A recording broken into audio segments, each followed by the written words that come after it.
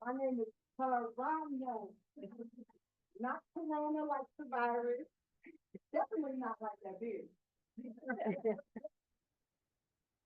I am a mother of four, proud nana of five. I am an author, podcast host, carpenter by trade, realtor by profession. At my core, I'm just an old-fashioned person. This thing that I recognized when I was a young girl that I had a lot of natural gifts and talents. So much so I would just wake up and do something brand new and feel and eat. Some of my friends would try to do the same thing and they would struggle. They would work so hard and study and just be mediocre. And you would think they were just lazy or not trying, totally dismissing that. There's this parable that I learned called the fig tree. Well, there's a farmer that goes out one day into his vineyard and he looks at this pitiful little tree and he turns to the groundskeeper and he says, I've been watching this thing for 3 years. It's not bearing me any fruit. Cut it down. The groundskeeper begged him, please, give me one more season. I'll till the soil. I'll fertilize. I'll water it. I'll clean the wind. If it doesn't bear any fruit next season, then cut it down.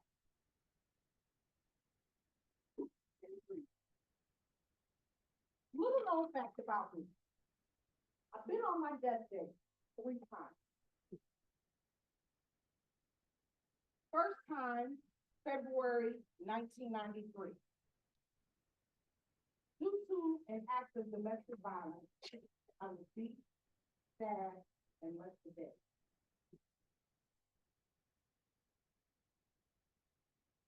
Second time was in 2002. I got sick out of nowhere. Couldn't hold any food down. I was rapidly losing so much weight. I wouldn't mind that problem.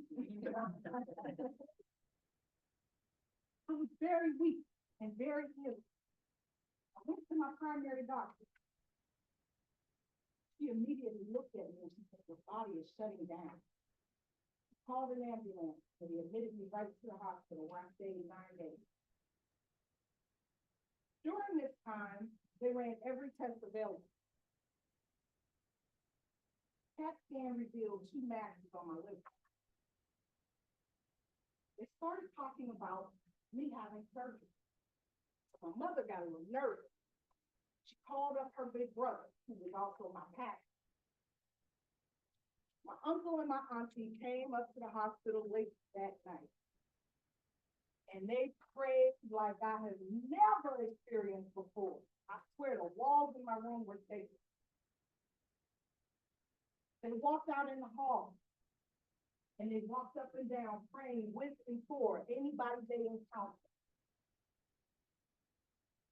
Then I heard my uncle's loud, commanding voice say, my niece is not having any surgery. They just left. I never got a diagnosis, but subsequent tests and CAT scans revealed that the tumors that they call tumors continued to shrink. 2 days later, I just got better. Third time, 2009. I needed a hysterectomy.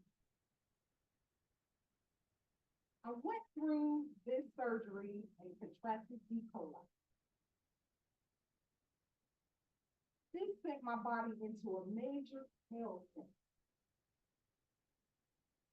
I ended up spending 3.5 months in the hospital. I am from Ohio. Little old Midwest girl living in Las Vegas, 2,000 miles away from my entire support system.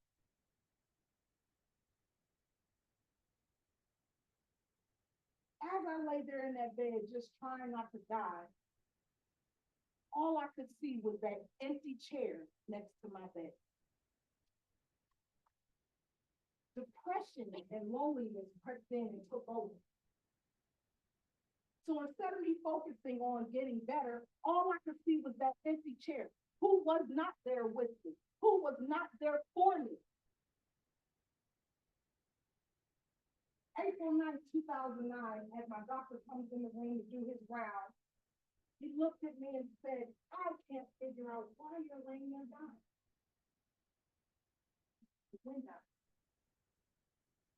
April 9th is my birthday. I got even sadder, felt even lonelier.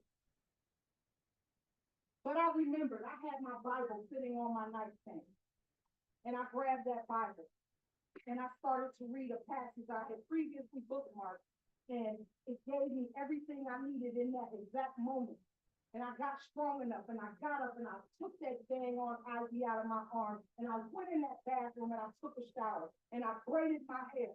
And I looked at myself in the mirror and I said, you will not die in this hospital. You will not die in this hospital. You will not die in this hospital. From that moment on, I refused all medication. And I gradually started to get better. 5 days later, I was discharged. April 20th, I was back to work. Then I started to look back over my life and I thought, what if I'm a fig tree? What if I'm not using all the gifts and talents that I was blessed with the way that I was intended? What if God decides to cut me down?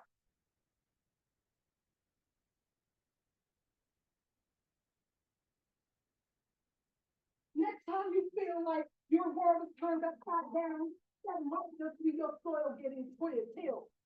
The next time you feel alone, you might be getting pruned and set apart so that you can blossom into the beautiful fruit you were born to create. Not in contest matches, back to you.